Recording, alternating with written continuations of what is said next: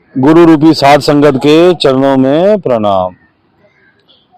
कबीर दास जी का महान ग्रंथ अनुराग सागर आज 7वां दिन है। तो ये भाग 7वां जो है कबीर दास जी का धनी धर्मदास जी के साथ संवाद। अब आगे जो है कबीर दास जी धनी धर्मदास जी को समझाते हैं, मृतक भाव कौन धारण कर सकता है। जीते जी जो जीव मृत्यु को प्राप्त हो जाता है, तो जीते जी अपना मन मार लेता है। इसमें ये शरीर नहीं मरता, मन को मार लेता है, समभाव में आ जाता है। उस भाव को कौन जीव प्राप्त कर सकता है। मृतक भाव है कठिन धर्मणि, लहे विरला शूर हो। कबीरदास जी कहते हैं कि यह भाव जो है हे धर्मदास को प्राप्त करना बहुत ही कठिन है। कोई विरला शूरवीर जो है वो इस मैदान में कूदता है, नहीं कोई इस परमात्मा प्राप्ति के जीवन मरण के चक्र से छूटने के रास्ते पे चलता है, वो विरला शूरवीर। कादर सुनते ही तन मन दहे, पाछे ना चितवत कर हो। कायर जो है वह इस मार्ग के सुनते ही, इसका नाम सुनते ही उसकी देह जलने लग जाती है। तभी आप देखोगे कि जीव को संसारिक इच्छाओं जहां मिलती हैं या वहां प्राप्ति होती है, तो वहां तो लंबी लंबी कतारें मिलेंगी। लेकिन मन मंदिर में जहां उसे जीवन मरण चक्र से मुक्त होना है, जहां उसे संसार की सारी इच्छाएं त्यागनी है, संसार की इच्छाओं की डिमांड नहीं करनी, परमात्मा से जीवन मरण के चक्कर की मांग, वहां बड़ा विरला विरला जीव ही उस सत्संग को भी सुन पाता है, उस मार्ग पे चल भी बड़ा विरला पाता है। क्यों? क्योंकि ये कायरों का मार्ग नहीं है, इसमें कोई विरला शूरवीर ही जो है वो प्राप्त कर सकता है। इसीलिए गुरुनानक जी कहते हैं मन जीते जग जीत। जिसने अपने मन को जीत लिया वह उसने पूरा जगत जीत लिया।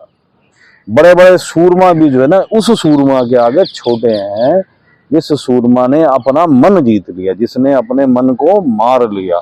जो जीते जी मृत्यु को प्राप्त, पहला मरण कबूल फिर कर जीवन की आस। पहले अपना जीते जी अपना जो है मृत्यु को स्वीकार कर।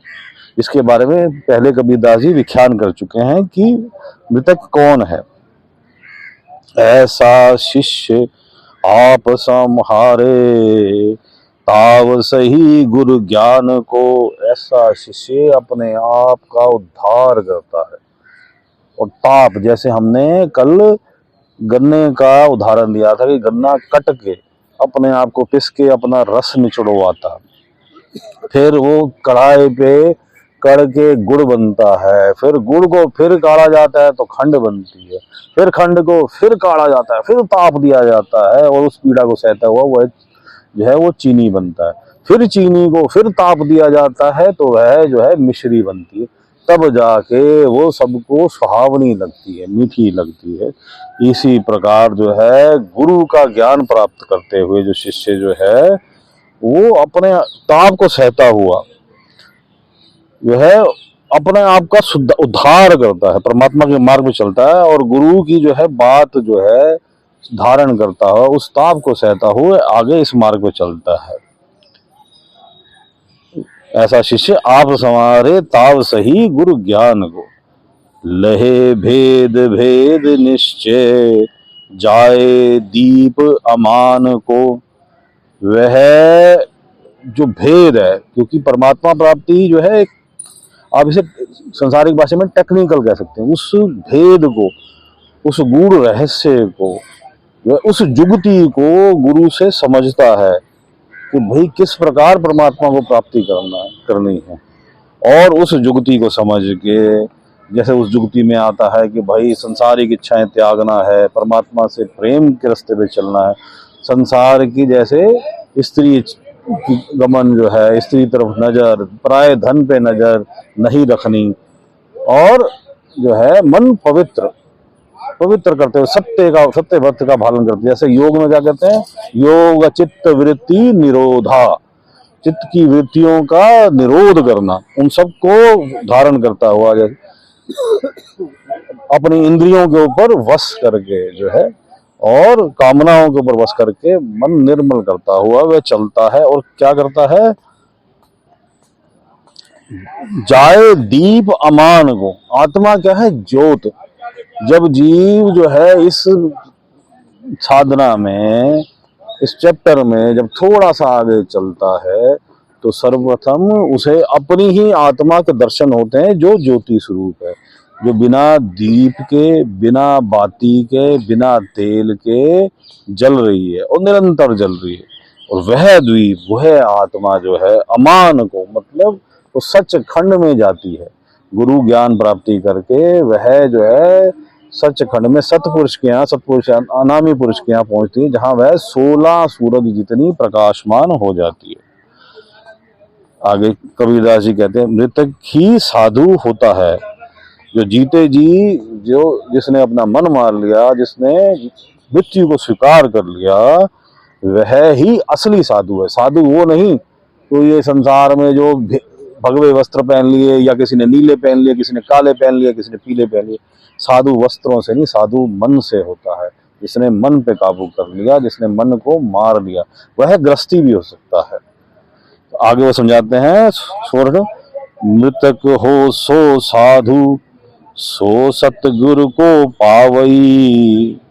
वह साधु जिसने अपना जीते जी मृत्यु को स्वीकार कर लिया, मन को मार लिया, संसार की इच्छाएं बिल्कुल त्याग दी, अपनी इंद्रियां वश में कर ली, तीनों गुण से ऊपर उठ गया, सत्य रज तम से ऊपर उठ गया, जो है पांचों जो है इंद्रियों पे जो है, जो उसने वश कर लिया, पांचों काम क्रोध लोभ मोह अहंकार मन पे वश कर लिया। माया जिसका कुछ बिगाड़ नहीं पाती, जिसके ऊपर असर नहीं कर पाती, प्रकृति का भी उस पर असर नहीं होता, वह जो है सतगुरु को पावई, मतलब उस वह परमात्मा को प्राप्त कर लेता है, परमात्मा के दर्शन कर लेता है, सतलोक में पहुंच जाता है, सचखंड में पहुंच जाता है।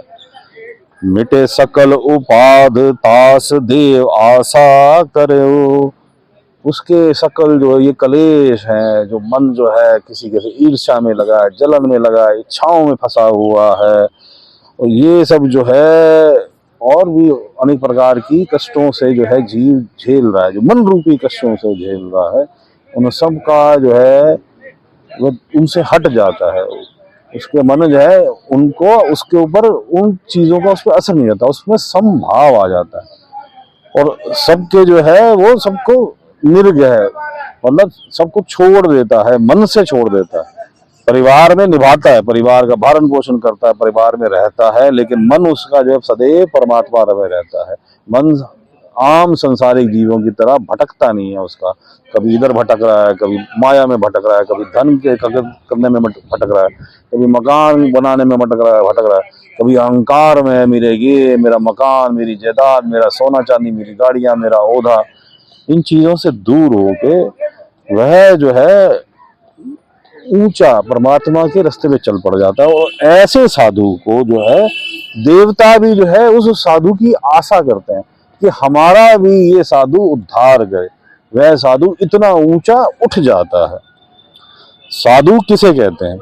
साधु मार्ग कठिन धर्मदासा, रहनी रहे सो साधु सुभाषा। ये धर्मदास, ये साधु मार्ग बड़ा कठिन है। जैसे पहले वो कहता है कोई शूरमा ही इस मार्ग पे चल पाता है, साधु वस्त्रों से नहीं है। तो संसार हमेशा ये सोचता है कि साधु वस्त्र पहन ली तो साधु बन गया। साधु तो गृहस्थी भी है, जिसने अपने मन को जो है वश में कर लिया, ये कठिन है।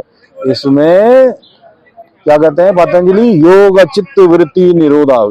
चित्त की जितनी वृत्तियों है उसका निरोध कर देता है वो। उसका पर स्त्री पे उसका भाव सम है, पर धन पे उसका भाव सम है। अहंकार जो है उसका शून्य हो चुका है, निर्मल हो चुका है। किसी के मान अपमान से वह समभाव में आ गया है। तृष्णा उसकी मिट गई है, कोई इच्छा नहीं संसार की, केवल मालिक के अंदर लीन रहता है। वह जीव जो है रहनी को धारण करता हुआ साधु बनता है। और आगे बोलते हैं, पांचों इंद्रियां सम कर राखे, नाम अमीरस निश दिन चाखे। वह अपनी पांचों इंद्रियां, आंख, कान, मुंह, नाक और हमारी जो है प्रजनन इंद्रियां जो है, उन पे उसका वश हो जाता है।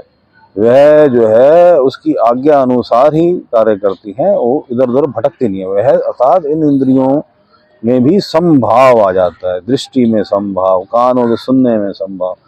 जीवा जो है इधर लालसा नहीं करती, अधिक नासिका अधिक सूंघने की लालसा नहीं करती, और जो है अपनी प्रजनन इंद्रियां जो है, काम इंद्रियां हैं, उन पे उसका वश हो जाता है। इस प्रकार आज का ये 7वां हमारा लड़ीवार जो है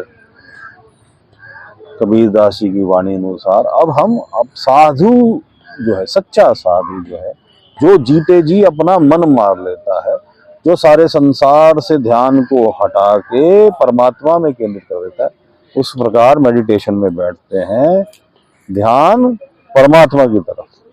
कहाँ पे? थर्ड आई सेंटर, तीसरा तिल, दोनों आंखों के बीच में, छठा चक्र पीछे करके, और संसार से हटाना है, परमात्मा में लगाना है।